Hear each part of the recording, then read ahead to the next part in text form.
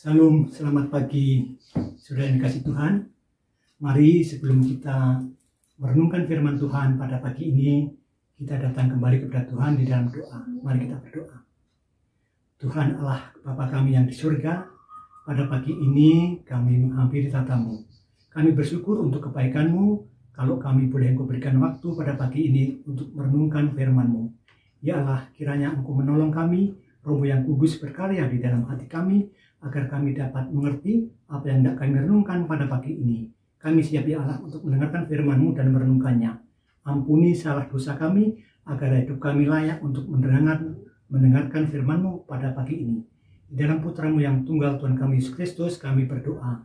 Amin. Firman Tuhan yang akan kita renungkan pada pagi ini akan kita terima dari kitab Kisah Para Rasul 6 ayat yang kedua.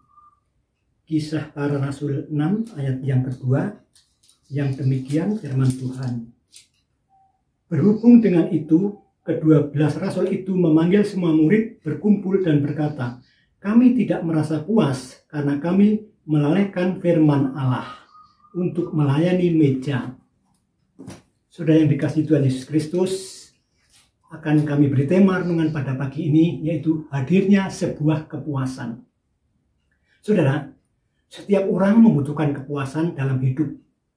Kepuasan seringkali dikaitkan dengan apa yang dilakukan orang lain terhadap kita atau yang ada kaitannya dengan kita.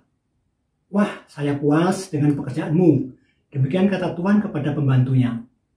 "Wah, saya puas dengan hasil pesanan saya." Demikian kata seorang yang memesan sesuatu kepada orang atau toko online. Dan bisa pula, "Wah, saya puas dengan pelayanan di rumah makan ini." Dan seterusnya. Demikian juga jika kita diperlakukan sebagai seorang raja di suatu rumah makan atau bertamu ke rumah seseorang. Sebaliknya, sering kita kecewa jika kita tidak diperlakukan seperti yang kita inginkan. Nats kita pada pagi ini membalik fakta di atas semua itu.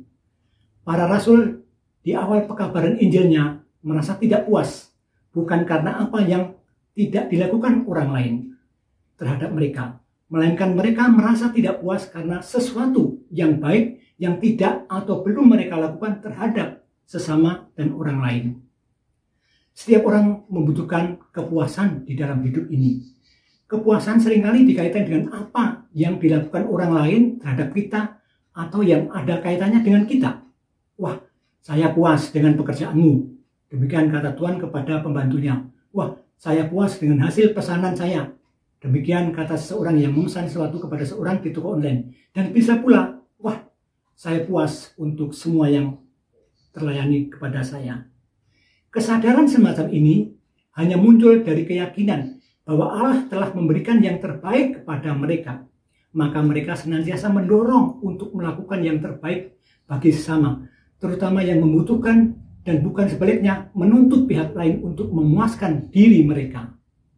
Kepuasan hidup yang menghadirkan damai dan sukacita tidak hadir dari apa yang kita tuntut dari orang lain untuk dilakukan kepada kita, melainkan datang dari hal terbaik yang dapat dilakukan terhadap sesama.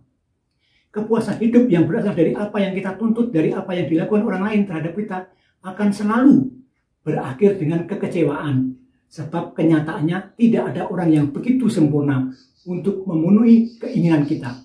Maka yang perlu untuk kita lakukan adalah mewaspadai, adalah agar jangan kita hanya berpuas diri saja. Amin. Mari kita berdoa.